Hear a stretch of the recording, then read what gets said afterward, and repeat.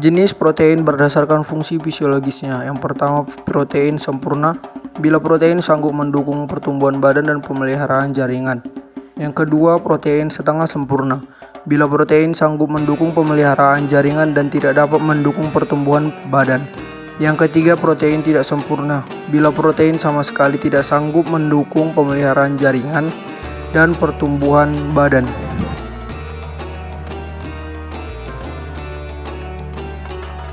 Pembagian protein. Yang pertama, menurut bentuk molekulnya.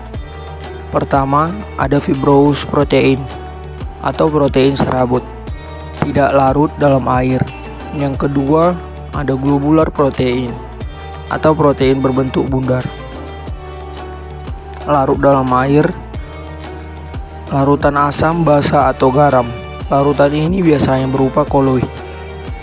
Yang selanjutnya ada berdasarkan zat-zat yang menyusunnya. Yang pertama, protein sederhana atau simple protein. Kebanyakan terdiri dari asam-asam amino saja.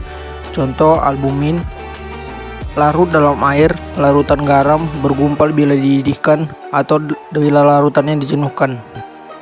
B. Globulin, larut dalam larutan asam yang sangat encer tetapi tidak larut dalam air. C. Skleroprotein, protein yang tidak larut membentuk jaringan luar misal keratin, kolagen, atau tulang rawan. Yang kedua, protein majemuk. Di samping asam-asam amino juga terdapat komponen non-protein atau gugus protetis. Protein majemuk jika dihidrolisis pelan-pelan dapat dipecah menjadi protein sederhana yang lainnya gugus non-protein. Berikut beberapa konfirmasi protein dan deskripsinya.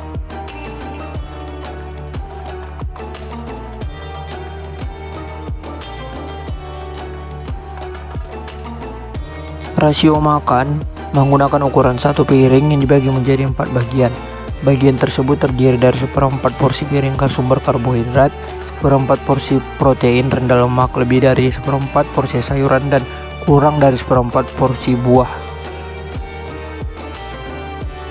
Untuk protein, seseorang membutuhkan sekitar 0,8 gram per kilogram berat badan per hari.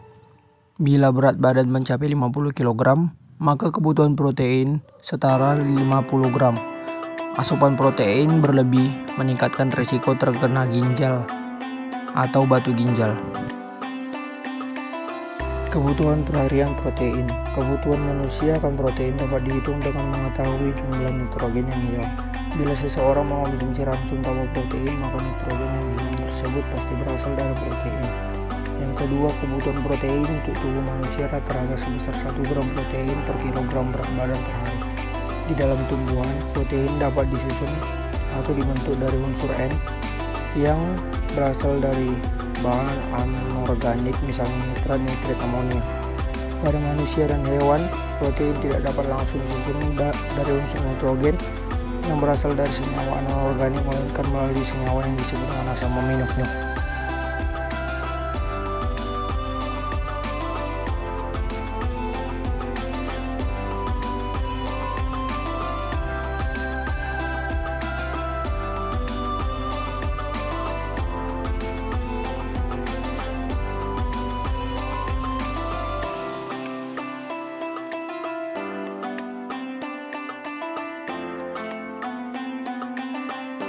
Atlet dari cabang olahraga yang memerlukan kekuatan dan kecepatan perlu mengonsumsi 1,2 sampai 1,7 gram protein per kilogram berat badan per hari, atau kurang lebih 100 sampai 212% dari yang dianjurkan.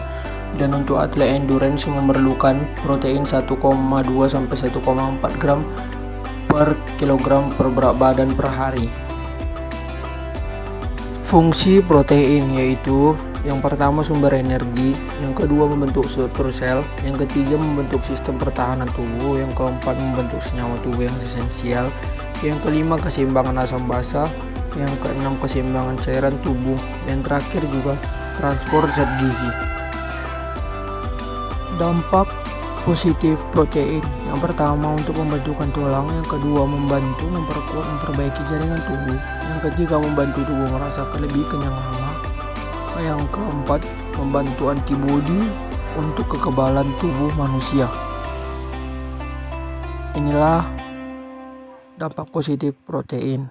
Kemudian dampak negatif protein: kelebihan berat badan, mengurangi ketosis, masalah jantung, asam urat, masalah ginjal, dehidrasi, dan tulang terkikis. Ini adalah dampak negatif protein. Dampak positif whey protein. Berbagai jenis riset menunjukkan bahwa konsumsi whey protein secara rutin dapat mengurangi kolesterol dan trigliserida serta tekanan darah. Dampak negatif whey protein.